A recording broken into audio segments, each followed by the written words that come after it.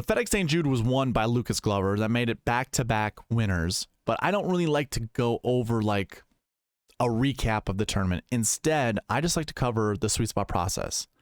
I want to see how well it did, where we might be able to improve, and how to use that information going into the next week's tournament, which obviously is this week.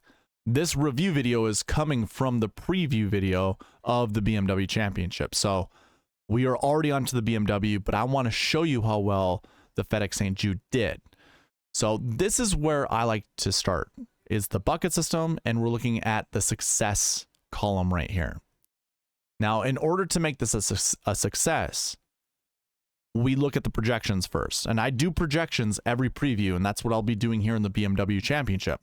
It's going over the projections. So 1 to 4 was the projection that I had for the last year 1 bucket. And what that means is I thought there was going to be somewhere between 1 to 4 golfers from this bucket to finish inside the top 10. Well, there were 3. 2 of them were in the optimal lineup. So if this first number, this top 10, fits inside the projection, like it falls inside the projection, then I make this bucket a success. That's where the Y comes into play. If this number falls outside of that 1 to 4, then I'll look at the optimal lineup, and if that number fits inside those projections, the bucket's still a success.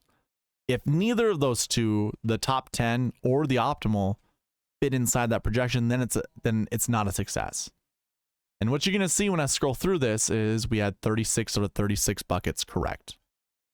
Now, for some of you, you're like, well, what difference does that make? You know, like 1 to 4 is such a huge projection. Like, that's super easy. Well, there's 16 golfers to choose from that bucket. And if I was just to go to 2023, the DK page, I should say, and we're looking at last year ones that I have on the screen, and you're looking at salary from top to bottom, well, our 2 golfers that were in the optimal lineup, it's supposed to be, 2 golfers in the optimal lineup were Lucas Glover and Cameron Davis. Look at the top. Rahm and Hovland. Oh, by the way, if you were with me in the preview video last week, I told you there was a weird trend for 10K golfers inside this bucket not finishing inside the top 10. Like we have it. And now Hovland was close, and Hovland, I believe, he was like, I think he won a bunch of people like different GPPs. He obviously didn't do it for the $5 drive the green, but there's a reason I go over the bucket system. You know, like if you can make decisions on not playing Rahm or Hovland, maybe you get on the rest of these guys down here. Obviously, Sungjae finished inside the top 10, so he's one of the 3 that did, but Glover and Cam Davis were in the optimal lineup. So that's why it's important. That's why I go over this 1 to 4. If you have an idea of which golfers to ignore or to avoid, perfect. Because that might get you on like a Lucas Glover or a Cam Davis or even a Sungjae. Like Sungjae was good value. I liked Sungjae a lot this week. I played a lot of Sungjae, and I made a profit because of it. But that's all these buckets. Again, 36 out of 36 buckets were correct, 100% correct. Now let's see. There's a second piece to this, and it's called the Marquee Tee Times.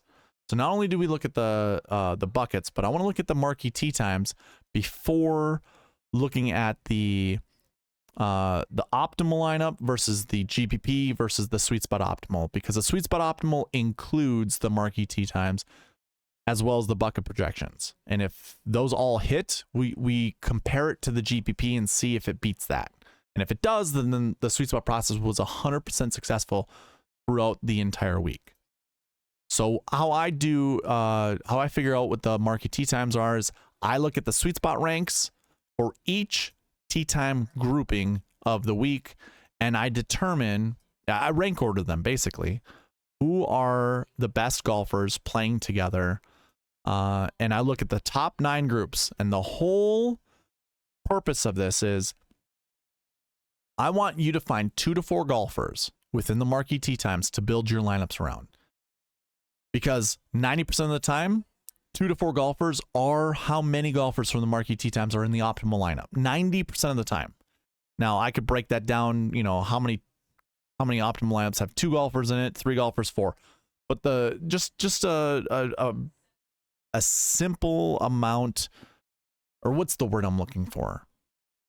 A simple range, 2 to 4. I think that's pretty simple. That's also included in the optimizer, by the way. So if you scroll down to the bottom of the optimizer, I have your Marquee Tee Times right here.